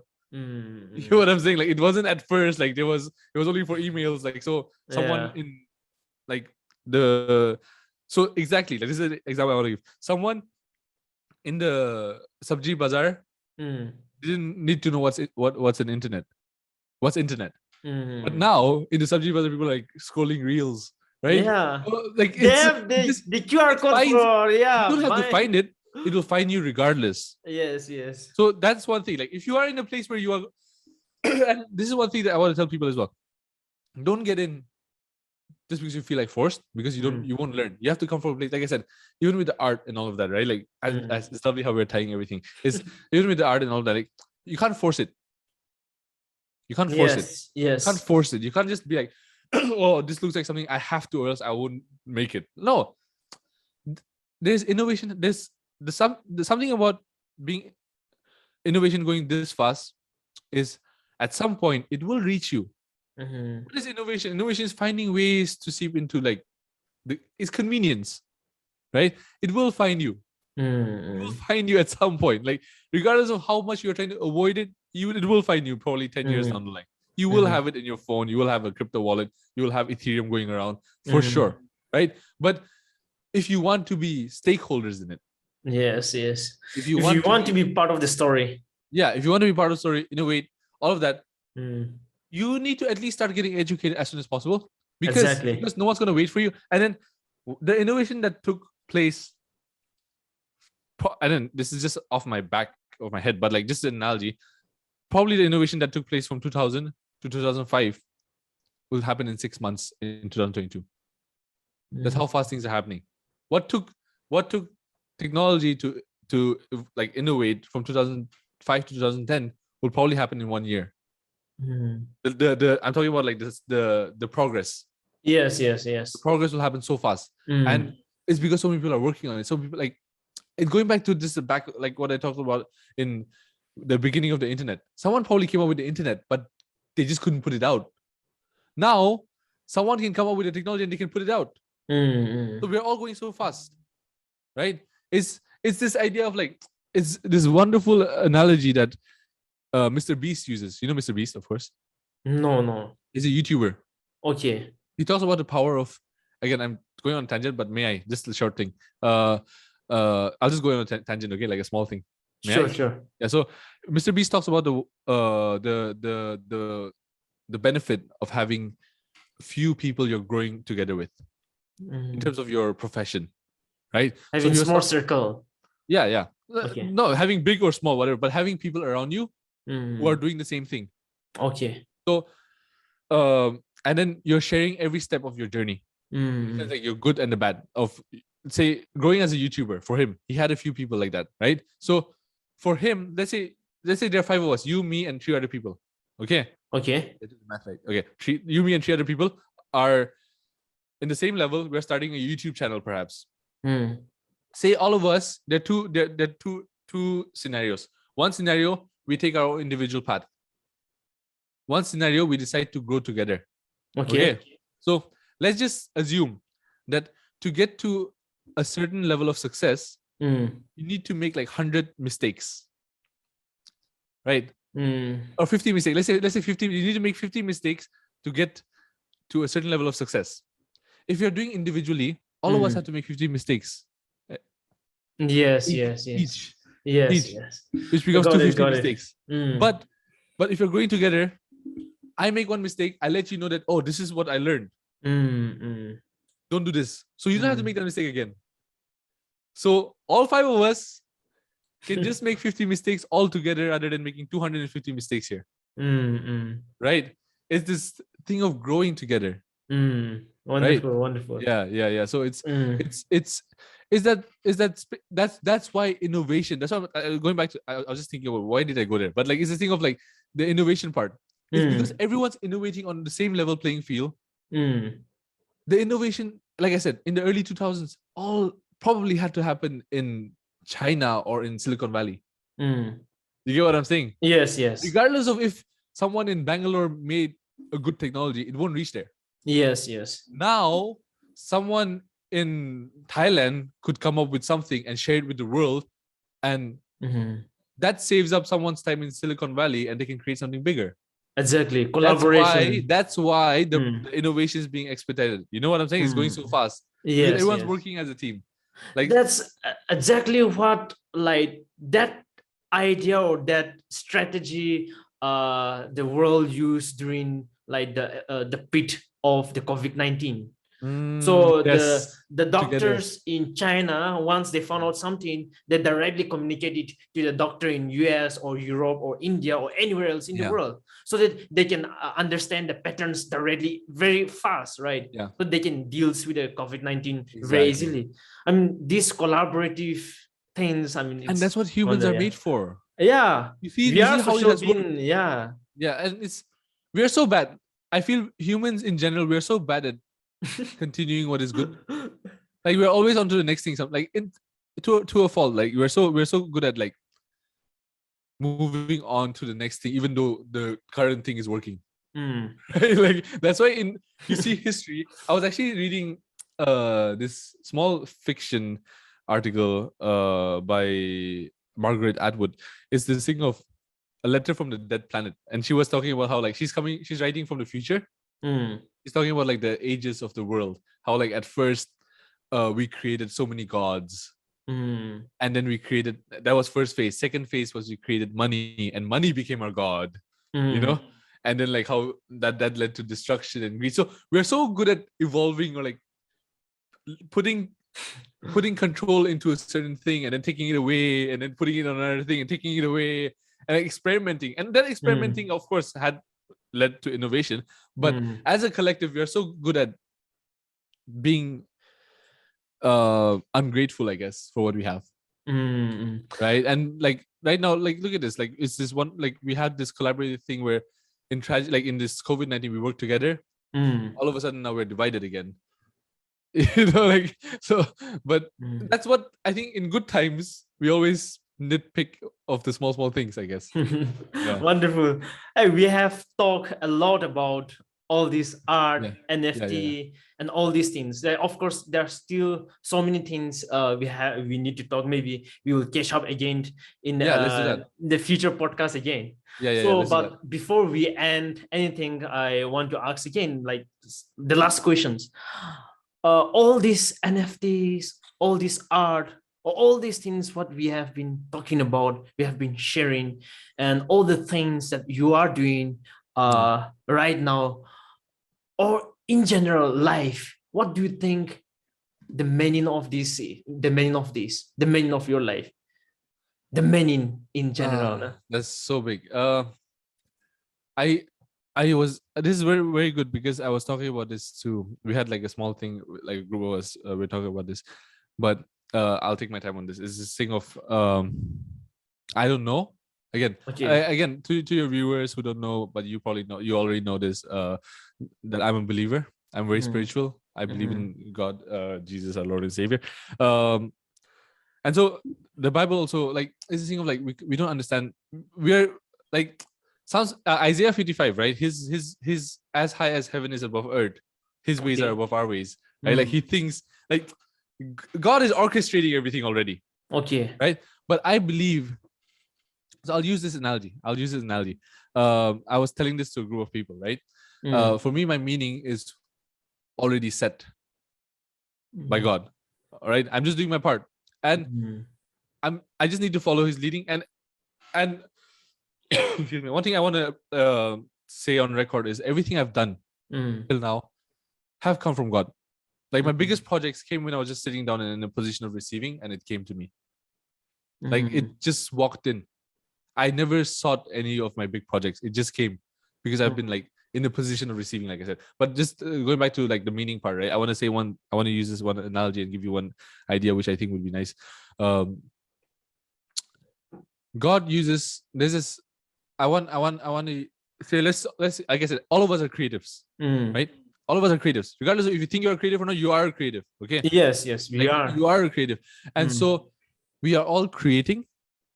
We're all made to create because who created us? The creator in his image. Yes or no? God is a creator and he created us in his image, right? So we, by virtue of being in his image, we're also creators. We're made to create in here, right? So I want to use an analogy of painting. So let's just call all of us, let's say we can create, right? Individually, we can create ourselves. So we are all like brushes. Okay. Brushes. Okay. And I don't know if you have ever painted, but as an artist who paints and all of that, who has painted, you can actually create a whole painting with one brush if you want to. But ideally, you would want a bunch of brushes to serve its own purpose. Yes. You get what I'm saying? Yeah. So a fine brush does the details, a bigger brush does the background. So each of us, like brushes, have our own part. God is creating his masterpiece, right? Oh, really wonderful. God is using ours, and then the thing is, we don't really know what we're doing, but God knows what he's doing. God knows where he's putting us. So, like I said, I don't know if you have ever seen a painting being painted. Sometimes when the artist is creating, you don't really know why he's putting that initial first 2-3 strokes because you don't know what he's creating. Exactly. You can't really jump into conclusions yet. So as us being so early, like in NFTs even, right? Like being so early into this, where being that 1 or 2, 3 different strokes, we don't know what's happening ourselves, but we're just doing our thing, right? And in oil painting, there's this wonderful analogy that I was, again, I got this epiphany or revelation by God to give this group of we have a community called Prism. So where we're talking and then to just tying to the analogy of painting, right? Excuse me. In oil painting, there's a certain thing called an underpaint. Underpaint. Bitorde paint. Okay. That is usually first drawing sketch gruo, and then on top of that you do an underpaint with just like a dark brown color, just to get an idea of how the overall thing would look. It's like a lot of dark paint by shades kan kude haliwo, where you'll put the shades, where you'll put the light and all of those different things to get an idea of how the overall thing would look. That underpaint usually is never seen at the end of the picture because everything asal. Yes. Yeah. Some of us, we are called to be underpaints. We won't really see our work, but we probably serve the most essential purpose. Wonderful. We're setting it up for our future generations. We're setting it up. We're building that blueprint, that sketch for someone else to paint on, and we should be okay with that. And for me, there's a certain level of peace that I get in knowing that God has it in control. He's the artist. He's a masterpiece, and we probably won't know in our lifetimes that what artwork he's creating. But when we all zoom out, when we all get to heaven with him, we'll get to see what artwork he has actually created.